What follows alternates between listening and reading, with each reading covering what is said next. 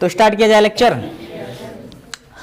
तो बच्चों class 9th subject mathematics doctor Manohar से चैप्टर नंबर 13 की स्टार्टिंग हम लोगों ने कर लिया है, जिसमें पिछले लेक्चर तक के क्लासेस में हम लोगों ने प्रश्नावली 13A और प्रश्नावली 13B के सभी प्रश्नों को पूरे कॉन्सेप्ट के साथ हल किया था। Yes, आज के इस लेक्चर में हम लोग प्रश्नावली 13C का बेसिक कॉन्सेप्ट फॉर्मूला सीखने के साथ साथ कोशिश करेंगे कि एग्जाम्पल भी हल करें, ठीक है ना।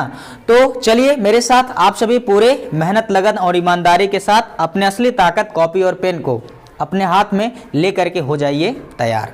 तैयार हैं? तो बच्चों आज के इस लेक्चर में सबसे पहले हम स्टार्ट करेंगे जो प्रश्नावली 13C का बेसिक कॉन्सेप्ट है, यानी उसके सभी प्रश्न जिस कॉन्सेप्ट पे या जिस टॉपिक पर बेस्ड हैं उसके बारे में। और वो क्या है, हमने ऑलरेडी हेडिंग लगा लिया है, लंब वृत्तीय बेलन। बोलो क्या कहते हैं? लंब वृत्तीय बेलन, या इसको अंग्रेजी में सिलेंडर कहते हैं। क्या कहते हैं? सिलेंडर। अरे वो आपको मालूम है, अपने घर इस्तेमाल करते हैं आप लोग गैस सिलेंडर, है ना। सिलेंडर मतलब उसका भी आकार बेलनाकार होता है, इसलिए उसको गैस, अब उसमें गैस भरा जाता है और वो सिलेंडर के आकार का होता है, इसलिए उसको क्या कहते हैं? गैस सिलेंडर, बाटली जिसको कह देते हैं। समझ में आया? अब बॉटल, ये देखो बॉटल की बात आई, ये बॉटल देख रहे हैं आप लोग, पानी का बॉटल, ठंडा ठंडा, ठीक है। अब ये नहीं, ये कैंट देता है सबसे शुद्ध पानी, ठीक है ना। ये बॉटल है, अब इसका भी आकार कैसा है बच्चा लोग? बेलनाकार है। इसका भी आकार कैसा है? ये वक्रीय पृष्ठ है, घुमावदार वक्रीय पृष्ठ है, और इसके दोनों सिरे वृत्ताकार हैं। बोलो कैसे हैं? वृत्ताकार है। ऐसे ही हमारे आपके आजू बाजू हम लोगों ने कहीं देखा होगा कि पेड़ कटता है, पेड़ कटता है ना, उसके छोटे छोटे पीसेस 4 फीट 5 फीट 6 फीट, है ना, दरवाजे खिड़की वगैरह बनाने के लिए छोटे छोटे टुकड़ों में उसको क्या किया जाता है? काट दिया जाता है। तो एक पीस जो होता है ना बच्चों, उसको भी आप लोगों ने देखा होगा, दोनों सिरा वृत्ताकार होता है और वो वक्रीय पृष्ठ होता है, जिसको हम बेलनाकार कह सकते हैं। उसी तरह से बच्चों ये जो हमारे हाथ में पेन मार्कर जो आप लोग देख रहे हैं, इसका भी दोनों सिरे कैसे हैं? इसके भी वृत्ताकार हैं, और ये वक्रीय पृष्ठ है, मतलब इसका भी आकार बेलनाकार है। समझ में आ गया कि नहीं आया? अच्छा, तो अब हम सबसे पहले बात करेंगे लंब वृत्तीय बेलन क्या। उदाहरण तो आप लोगों ने सभी ने देख लिया, ठीक है ना। एक गिलास भी कुछ इस तरह से गिलास नजर आ जाए आपको, ऐसे ऐसे, ठीक है ना। वैसे गिलास थोड़ा सा नीचे पतला होता है, थोड़ा सा ऊपर चौड़ा होता है, लेकिन कांच के बहुत से गिलास ऐसे होते हैं, ऐसे मिलते हैं। तो ये भी क्या है बच्चों? एक बेलन है। आइए देखते हैं कि बेलन दरअसल बनता कैसे है। सबसे पहले हम बात करते हैं आयत की। मान लीजिए हमारे पास ये एक आयत है जिसका नाम हम दे देते हैं ABCD। अगर इस आयत को किसी एक भुजा के परितः चारों ओर घुमा दिया जाए, तब जो एक वक्रीय आकृति बनेगी हम उसको बेलन कहेंगे। क्या कहेंगे? नहीं समझे? फिर से समझो। देखो ये हमारे पास एक किसी का कुंडली है, किसी कुंडली नहीं है भाई, निमंत्रण पत्र है ये, ठीक है। तो समझ लीजिए कि एक आयत है, आयताकार है, इसकी सम्मुख भुजाएं आपस में क्या है? समांतर और बराबर। ये भी भुजा इसके समांतर और बराबर। तो किसी एक भुजा को, एक भुजा मतलब एक अक्ष को स्थिर मानकर उसके परितः अगर हम इसको घुमा दे एक चक्कर, तो जो आकृति बनेगी बच्चों उसको हम क्या कहेंगे? बेलन कहेंगे। क्या कहेंगे? जैसे अभी देखो मैं घुमा रहा हूं, देखो ये ऐसे कुछ ऐसे, अब ये स्थिर रख के इसको हम ऐसे घुमा रहे हैं, तो चारों तरफ का एक सर्कुलर वृत्ताकार पथ पे ये घूम रहा है। एक अक्ष स्थिर है, बाकी सब घूम करके क्या हो रहे हैं? एक वृत्ताकार, कैसा? वक्राकार एक आकृति का निर्माण कर रहे हैं। नहीं समझे? बोलो। या इसको बीचों बीच ऐसे स्थिर रख के इसको हम क्या करें? ऐसे एक चक्कर ऐसे घुमा दे, ऐसे एक चक्कर घुमा दिया तो एक बेलनाकार पथ बन जाएगा, एक वक्र बन जाएगा, उसको हम क्या कहेंगे? बेलन, ठीक है ना। तो बेलन क्या होता है? किसी आयत के एक भुजे के अक्ष के परितः घुमाने से जो आकृति बनती है हम उसको क्या कहते हैं? बेलन। अब मान लिया जाए AB को स्थिर मान करके एक चक्कर अगर घुमाया जाएगा तो ये कुछ ऐसे बनेगा बच्चों, बन जाऊं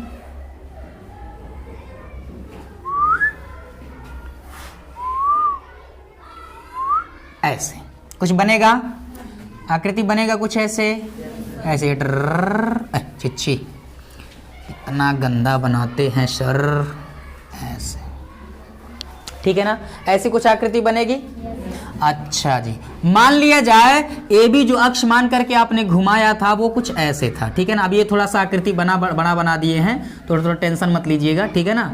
और इसको हमने क्या किया था, ये एक ऐसे था, ऐसे यहाँ ए था, यहाँ पर बी था, और ये सी था, ये डी था, ठीक है ना। यही आया, देखो A B C D, A B C D, A B C D, और इसी को ऐसे घुमा दिया एक चक्कर, तो आकृति ऐसे कुछ बना हुआ होगा, ऐसे घूमकर बनेगा।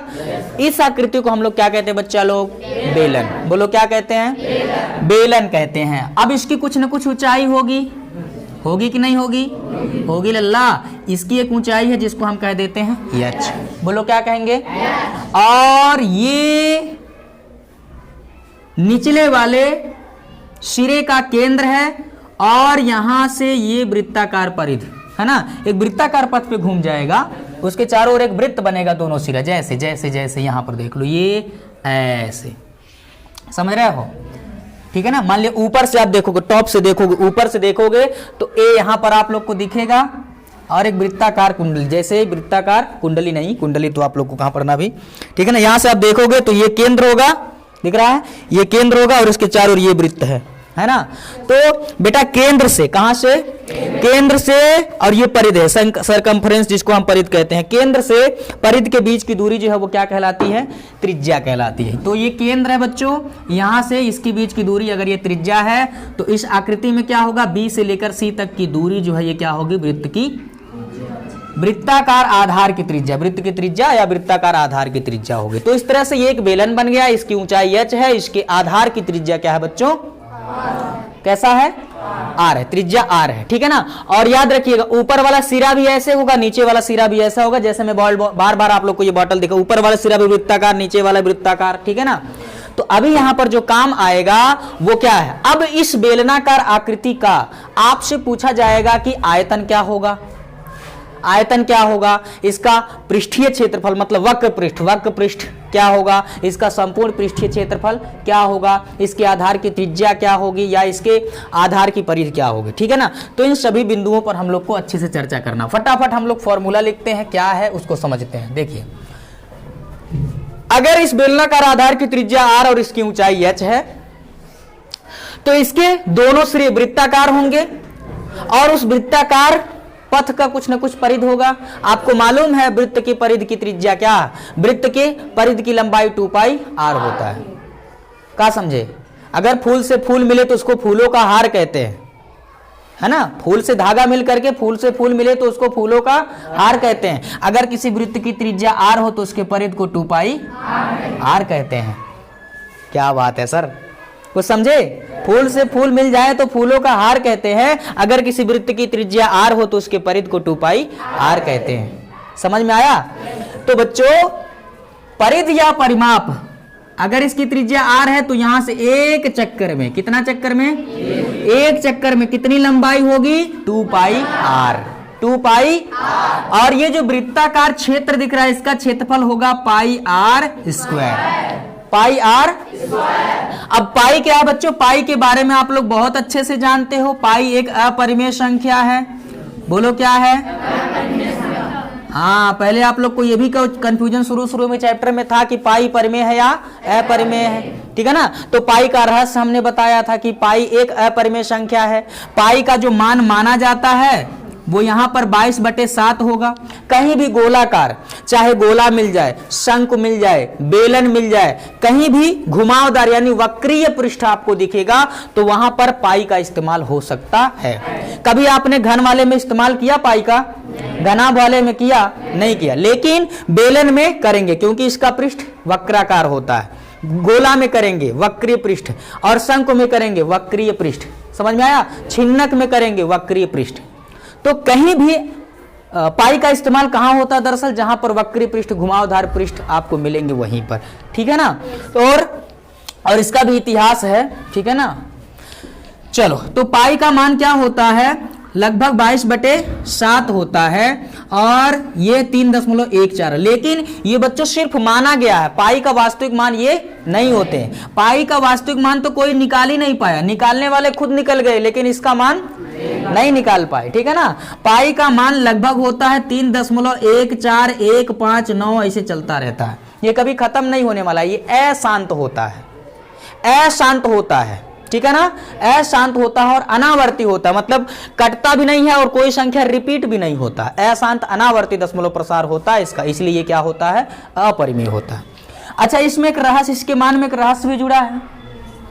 ये 3 क्या होता है, पाई दिवस मनाया जाता है, आपको मालूम है पाई दिवस मनाया जाता है, कब मनाया जाता है बच्चों, ये 3 है, 3 है ना। 3 कौन सा माह होता है, जनवरी फरवरी मार्च, 3, ठीक है ना। तीसरा कौन सा मंथ होता है, मार्च होता है, और ये लिखा है आगे 14, यानी 14 मार्च को, कब 14 मार्च को क्या मनाया जाता है लल्ला, पाई दिवस। कब मनाया जाता है, ये 1:59 1:59, हाँ ये 1:59 ये पाई दिवस मनाया जाता है, समझ में आया।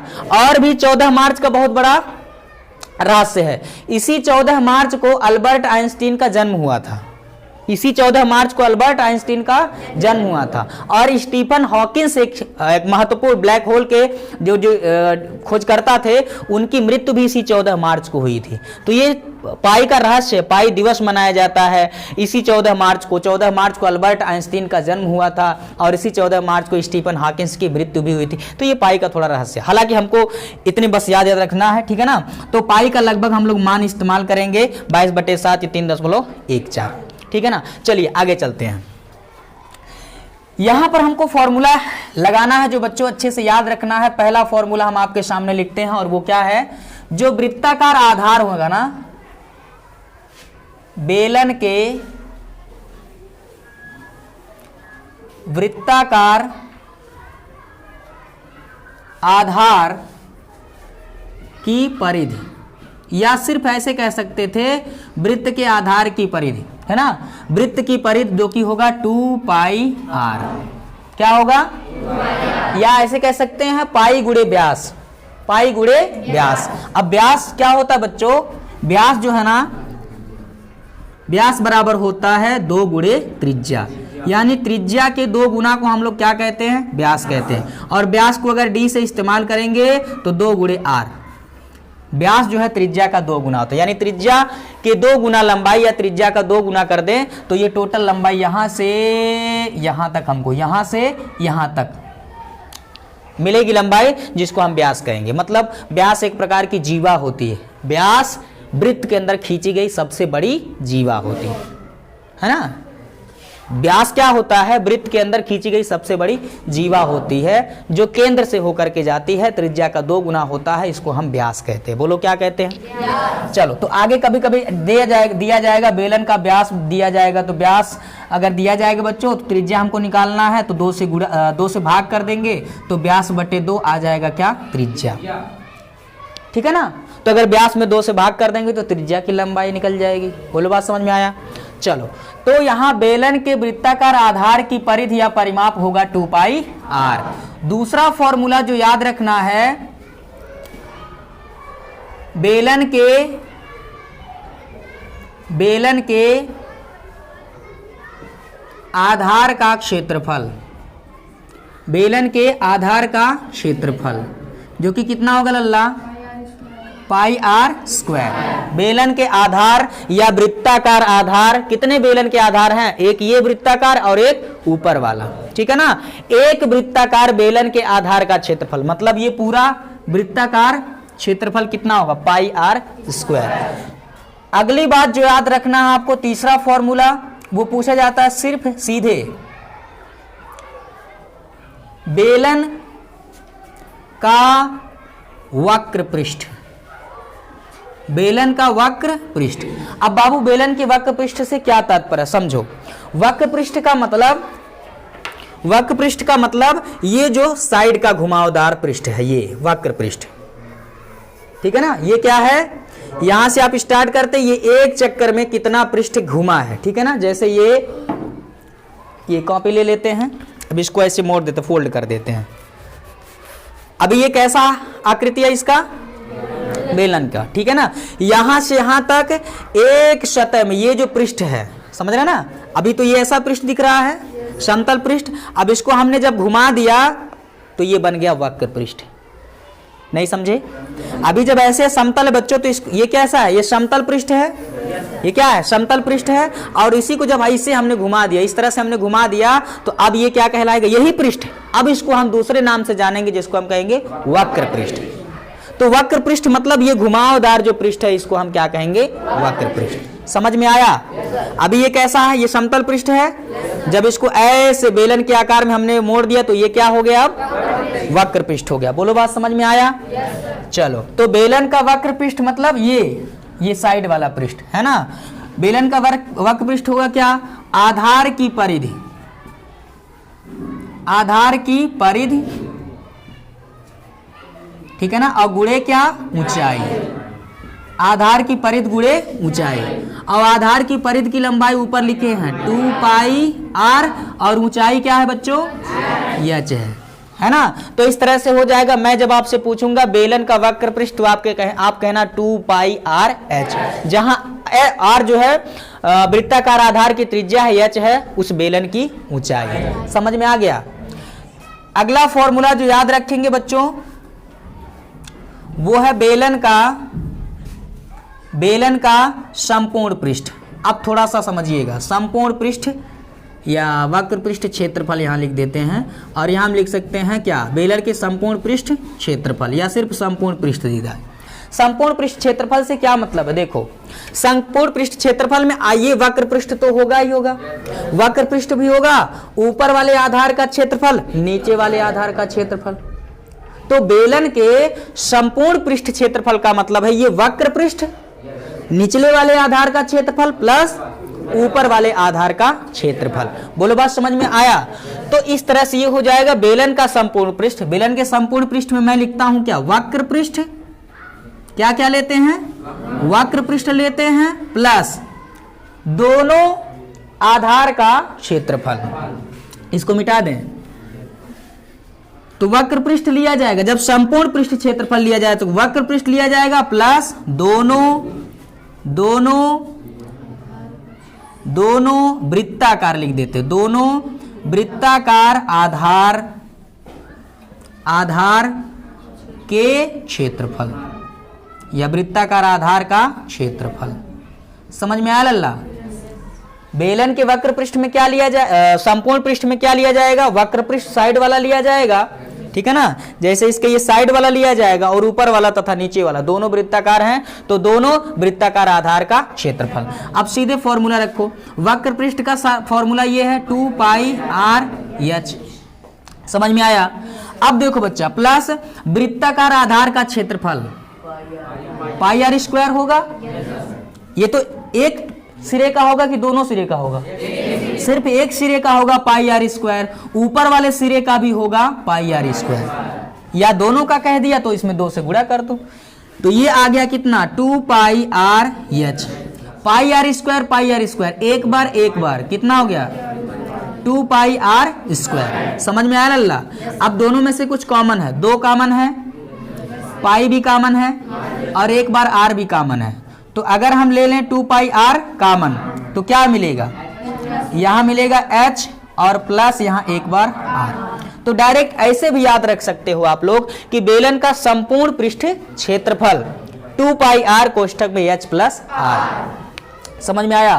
थोड़ा सा सावधानी रखिएगा, कभी कभी ये कह देगा, ऐसे ढक्कन खोल दिया जाए, कहेगा कि बेलन ऐसा है कि एक सिरा खुला हुआ है तो इसका पृष्ठीय क्षेत्रफल निकालो। जब एक सिरा खुला हुआ है तो इसका पृष्ठीय क्षेत्रफल क्या होगा? समझो, इसका पृष्ठीय क्षेत्रफल ये वक्र पृष्ठ होगा और प्लस एक आधार का क्षेत्रफल होगा, क्योंकि एक सिरा क्या है?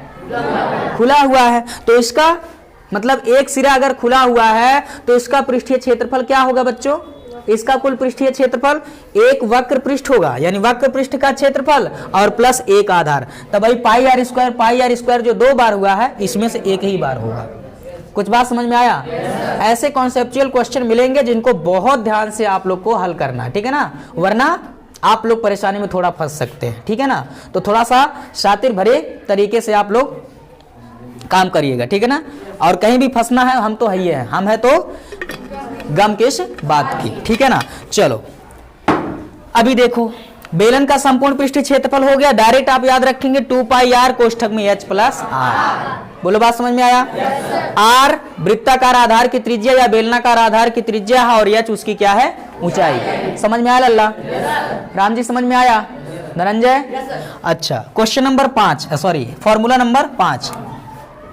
पांचवा फॉर्मूला क्या हो सकता है बच्चों?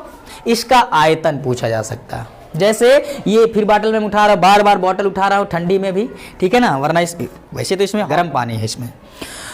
अगर आपसे कोई पूछे कि एक बेलनाकार बॉटल है, ये बेलनाकार बॉटल है, इसमें कितना पानी आएगा?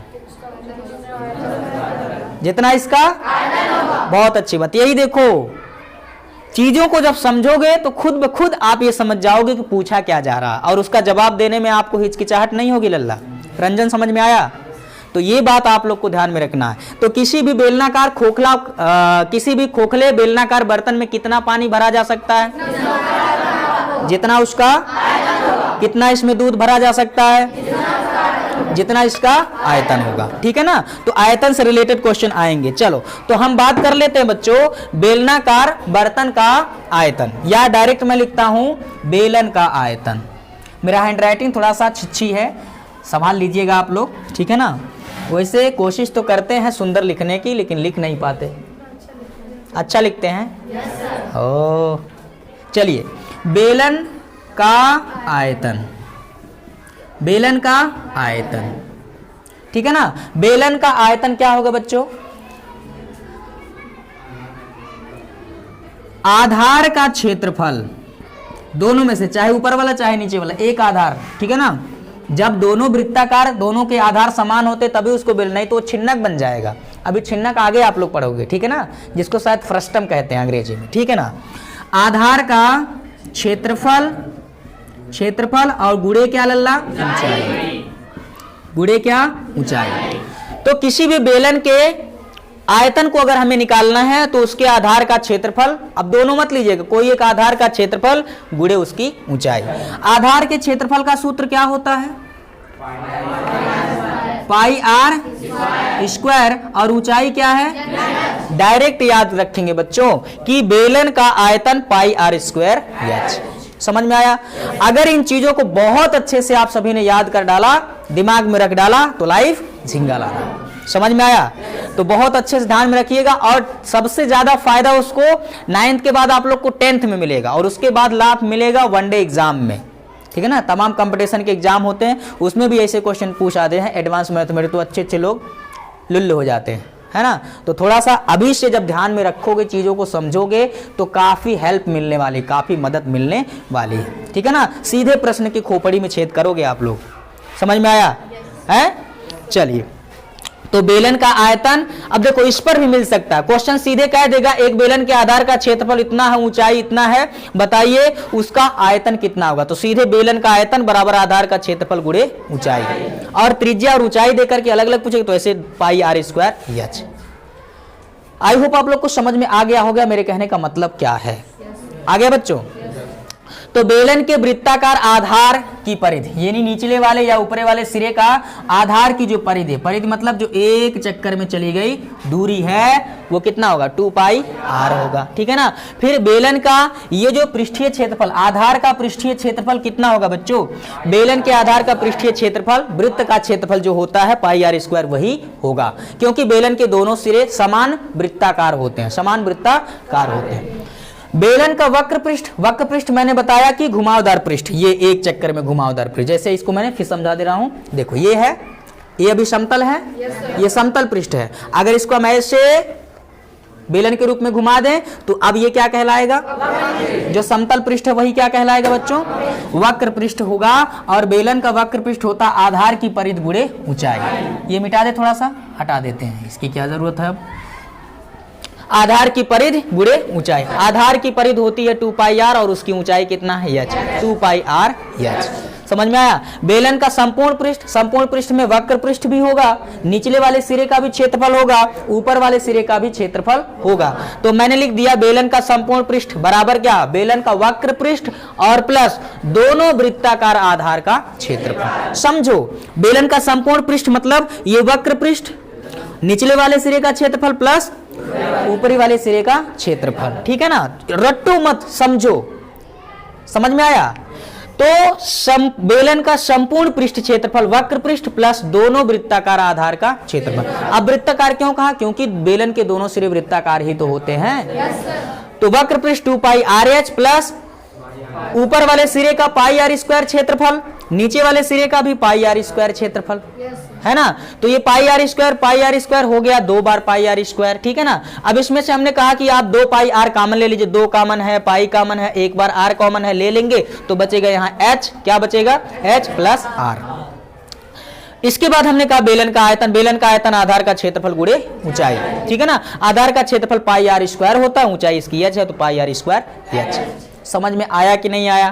अब इसके बाद जो छोटी छोटी बातें आप लोग को दी जाती हैं, ये पाई का मान, ठीक है ना, जब क्वेश्चन में दिया जाएगा पाई का मान इतना इस्तेमाल करो, ठीक है ना, तो हम इस्तेमाल, जब बाउंडेशन लगा देगा तब हम इस्तेमाल करेंगे। ठीक है, अन्यथा हम पाई का मान याद रखेंगे। पाई का मान 22/7 भी हम रख सकते हैं, 3.14 भी रख सकते हैं। समझ में आ गया लल्ला?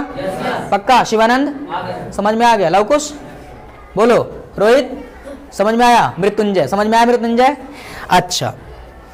अब इसके बाद जो एक बात मैंने अभी थोड़ा देर पहले आपको या शुरू में ही बता दिया, व्यास दे देता। व्यास क्या दे देता बच्चा? व्यास, है ना। तो किसी भी वृत्त का व्यास जो है ना, उसकी त्रिज्या का क्या गुना होता है? 2 गुना। उसकी त्रिज्या का 2 गुना, यानी व्यास बराबर 2 गुणे त्रिज्या। समझ में आया? तो अगर आपको व्यास दे दिया जाएगा तो त्रिज्या निकालने की जरूरत पड़ेगी, और त्रिज्या होगा बच्चों व्यास बटा 2। तो अगर हम व्यास का आधा कर देंगे, यानी व्यास में 2 से भाग कर देंगे, तो सीधे हमको मिल जाएगा क्या? उस वृत्त की त्रिज्या या उस वृत्ताकार आधार की त्रिज्या, जो कि होगा व्यास बटा 2। क्या होगा बच्चों? वृत्ताकार आधार की त्रिज्या जो कि होगा व्यास बटे 2। तो ये भी याद रखिएगा, ठीक है ना। और दूसरी बात आप याद रखिएगा कि अगर मान लीजिए त्रिज्या सेंटीमीटर में है तो ऊंचाई भी सेंटीमीटर में होना चाहिए। अगर त्रिज्या मिलीमीटर में है तो ऊंचाई भी मिलीमीटर में होनी चाहिए। अगर त्रिज्या डेसीमीटर में है तो ऊंचाई भी डेसीमीटर में भी होना चाहिए, ठीक है ना। और एक्स्ट्रा चीजें जो आपको अच्छे से मालूम है, कहाँ लिखे कहाँ लिखे कहाँ लिखे, यहाँ लिख देते हैं। दिख रहा है सबको? यहाँ आपको मालूम है बच्चों, 1 मीटर में कितने सेंटीमीटर? 100 सेंटीमीटर होता है। और एक डेसीमीटर में 10 सेंटीमीटर होता है, ठीक है ना। और 1 सेंटीमीटर में 10 मिलीमीटर होता है, 10 मिलीमीटर होता है। समझ में आया कि नहीं आया? 1 मीटर में कितना मिलीमीटर होगा?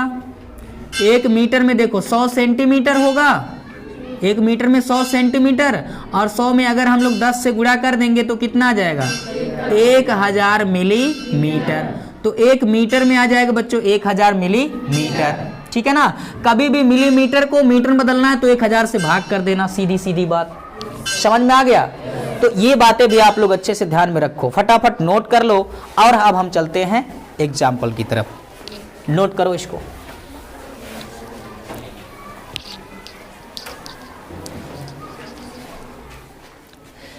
एक चीज जो और याद रखिएगा बच्चों, बेलन के वक्र पृष्ठ को हम एक अक्षर चाहे ए से दर्शा सकते हैं ना, या यस से दर्शा सकते हैं, ए से या फिर यस से, ठीक है ना। वक्र पृष्ठ और पृष्ठीय क्षेत्रफल को ए से दर्शा सकते हैं या फिर यस से भी दर्शा सकते हैं। बेलन के आयतन को हम वी से दर्शा सकते हैं, वॉल्यूम, ठीक है ना।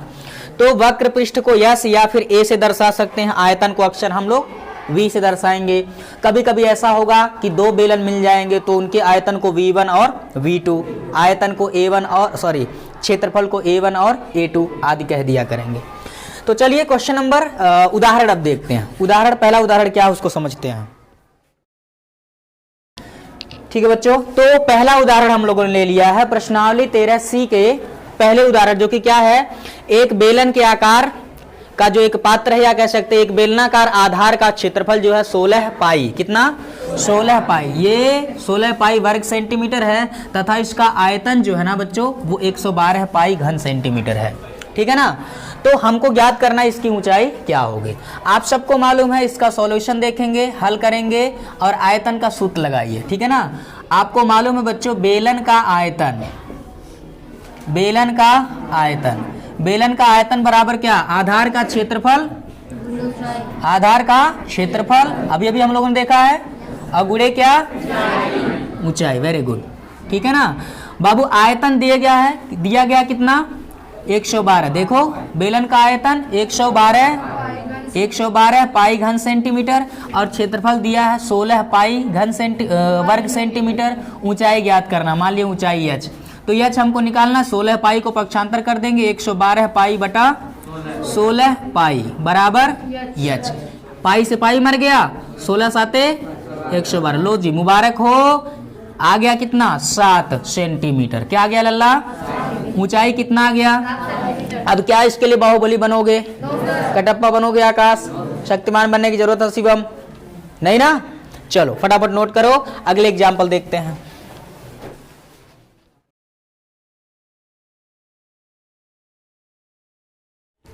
तो बच्चों दिया गया है उदाहरण नंबर 3, एक तांबे के रॉड का व्यास 1 सेंटीमीटर है तथा उसकी ऊंचाई 8 सेंटीमीटर है।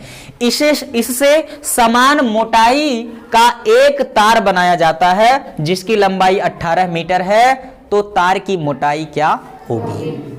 समझ में आया। तो आपसे क्या कहा गया है, एक तांबे का रॉड है, एक तांबे का रॉड है और उसके द्वारा यानी उसको पिघला करके एक लंबा सा वायर यानी कि तार बनाया गया है।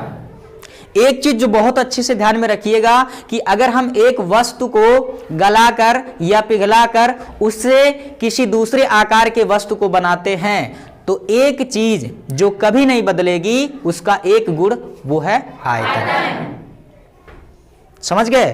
तो किसी भी वस्तु को या किसी भी आकार के एक वस्तु को गलाकर या पिघलाकर दूसरे आकार के वस्तु अगर बनाए जाएं तो उनका आयतन नहीं बदलता। तब तक नहीं बदलता जब तक कि उसमें आपने कोई पदार्थ मिलाया ना हो या उसमें से कुछ निकाला ना हो। कुछ बात समझ में आया। पदार्थ को निकाल लेने से या मिला देने से उसका आयतन बदल जाता है। आयतन क्या होता है, आयतन किसी भी वस्तु में निहित पदार्थ की मात्रा होती है जिसको हम क्या कहते हैं, आयतन। अच्छा जी, तो आकृति समझते हैं। एक तांबे की रॉड का व्यास, एक तांबे का रॉड बना लो ऐसे, ठीक है ना। तो मान लीजिए कि हमारे पास ये एक है बच्चों तांबे का रॉड, बोलो क्या है, तांबे का रॉड है, ठीक है ना। इसकी कुछ त्रिज्या होगी, मान लो कैपिटल R, और इसकी कुछ ऊंचाई है, मान लो कैपिटल H। कोई बात समझ में आया। और इसमें शायद दिया भी है बाबू, इसका दिया है व्यास, देखो रॉड का व्यास दे दिया गया है 1 सेंटीमीटर, है ना। तो आप लोग हमें बताइए त्रिज्या कितना होगा। त्रिज्या R बराबर क्या होता है, व्यास बटे 2। क्या होगा, त्रिज्या बराबर व्यास बटे 2। और बाबू व्यास दे दिया गया है 1 सेंटीमीटर। ये देखो व्यास कितना दिया है, 1 सेंटीमीटर। तो व्यास 1/2 यानी त्रिज्या हो जाएगा 1/2 यानी कि आधा सेंटीमीटर। और इसकी लंबाई, रॉड की जो लंबाई होगी वही उसकी ऊंचाई होगी, जो कि दिया है कितना, 8 सेंटीमीटर। तो इस रॉड की लंबाई यानी कि ऊंचाई आ जाएगा बच्चा लोग 8 सेंटीमीटर। बोलो बात समझ में आया। अब इसी रॉड को पिघला करके तार बनाया जाता। तो हम यहाँ पर एक ऐसा लंबा सा मान लीजिए हमारे पास ये एक, ठीक है ना, समझ लो ऐसे कुछ, ये इसको पिघलाकर खूब लंबा, ठीक है ना, बहुत लंबा, नंबर कितना, 18 मीटर, ठीक है ना। तो ये एक चालक तार बनाया गया है और इसकी लंबाई ही बच्चों इसकी ऊंचाई होगी, जो कि कितना मीटर दिया है, 18 मीटर। रॉड को पिघलाकर लंबा सा तार तैयार किया गया और उसकी लंबाई कितना बताया गया, 18 मीटर। तो बच्चों जो तार होता है, तार की आकृति आकार भी कैसी होगी, बेलनाकार। कैसी होगी, बेलनाकार। और इसकी ऊंचाई ही इसकी लंबाई होगी, जो कि दिया है 18 मीटर। अब मीटर को आप सेंटीमीटर में बदलिए, 1 मीटर में 100 सेंटीमीटर, तो 18 गुणे 100 सेंटीमीटर यानी कि आ जाएगा 1800 सेंटीमीटर। समझ में आया। अब पूछा जा रहा है इसकी मोटाई कितनी होगी। मोटाई का मतलब इसका व्यास, मोटाई का मतलब इसका व्यास। अगर हम बच्चों पहले त्रिज्या निकाल लेंगे, मान लीजिए इसकी त्रिज्या स्मॉल r है, त्रिज्या निकाल लो और त्रिज्या में अगर हम 2 से गुणा कर देंगे तो वो व्यास हो जाएगा और वही व्यास ही इस तार की क्या होगी, मोटाई। समझ गए? तो चलिए बेसिक कॉन्सेप्ट क्या है इसका, वही जो मैंने आपको बताया कि जब रॉड को पिघला करके तार बनाया जाएगा तो उसका आयतन नहीं बदलेगा। इसका मतलब यह है कि रॉड का आयतन और बनाए गए तार का आयतन दोनों आपस में बराबर होंगे। समझ में आया? तो मैं लिख रहा हूं बच्चों, बेलनाकार रॉड का आयतन बराबर होगा बेलनाकार बनाए गए तार का आयतन। बेलनाकार बनाए गए तार का आयतन, ठीक है ना? प्रिया खड़ी हो जाओ। बेलन के आयतन का सूत्र बताओ बच्चा। पाई आर स्क्वायर। Very good. बेलनाकार रॉड का आयतन पाई।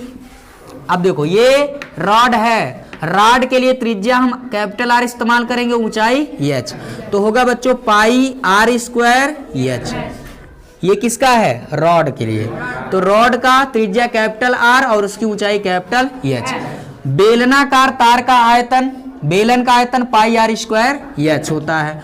पाई, अब ये तार है, तार की त्रिज्या स्मॉल आर माने हैं और उसकी ऊंचाई या लंबाई स्मॉल एच माने हैं, तो पाई आर स्क्वायर स्मॉल एच। पाई से पाई की निर्मम हत्या। स्मॉल आर निकालना है यहां पर, तो स्मॉल आर को रोकिए, बाकी को पक्षांतर करेंगे, तो ये capital R square into H, ये स्मॉल एच पक्षांतर करेंगे, बटे में आ जाएगा स्मॉल एच बराबर स्मॉल आर का स्क्वायर। समझ में आया? कैपिटल आर दिया गया बच्चों, ये कितना आ गया? कैपिटल आर 1/2 सेंटीमीटर, तो इसका कर देंगे स्क्वायर गुणे कैपिटल एच कितना है? 8 सेंटीमीटर, और बटे में स्मॉल एच कितना? 1800 सेंटीमीटर, ठीक है ना? बराबर आ जाएगा आर स्क्वायर। बोलो बात समझ में आया? अच्छा, अब इसको एक कम और नीचे दिख रहा है, यहां पर देखो बच्चों, 1 का स्क्वायर 1 गुणे 8, ये 2 बटा में है तो नीचे चला आएगा, 2 का स्क्वायर 4 गुणे 1800 बराबर स्मॉल आर का स्क्वायर, ये हो जाएगा 4 दूना 8 हो जाएगा, ठीक है ना? 2 आ गया, 2 1 कम 2 बटे 1800, यहां से लिख दो, 2 1 कम 2 बटा 1800 बराबर आर का स्क्वायर, 2 1 कम 2 9 यानी 1/900। समझ गए? 1/900 बराबर आर स्क्वायर, ठीक है ना? बैठ जाओ प्रिया। 1 को हम लिख सकते हैं बच्चों, 1 का स्क्वायर, 900 किसका स्क्वायर है? 30 का। वेरी गुड, किसका है? 30 का। इसको लिख सकते होल स्क्वायर बराबर त्रिज्या का स्क्वायर, यानी 1/900 को मैंने लिख लिया 1/30 का होल स्क्वायर। 1 का स्क्वायर 1 और 30 का स्क्वायर 900। समझ में आया? अब दोनों स्क्वायर रूप में है तो क्या करो? वर्गमूल लेने पर नीचे शायद कट जाएगा, इसलिए कहाँ लिख दिया जाए? ये लंबाई थोड़ा छोटा कर देते हैं। चलो अब तो समझ ही लिए हैं। यहां से आ जाएगा बच्चों कितना? स्क्वायर वर्गमूल लेने पे स्क्वायर खत्म हो जाएगा, आर बराबर कितना आ जाएगा? 1/30। क्या आ जाएगा? 1/30। यानी जो चालक तार बनाया गया है या तार बनाया गया है बच्चों, इसकी त्रिज्या 1/30 सेंटीमीटर होगी। समझ में आया? मोटाई की अगर हम बात करें तो मोटाई जो है बच्चों उसका व्यास होगा। बोलो क्या होगा? अब व्यास होता है 2 गुणे त्रिज्या, त्रिज्या का 2 गुना होता है व्यास, यानी कि 2 गुणे त्रिज्या कितनी? 1/30, 2 1 कम 2 और 15 दूना आ जाएगा बच्चा लोग कितना? 1/15 सेंटीमीटर। 1 में चाहो 15 से भाग दे दो।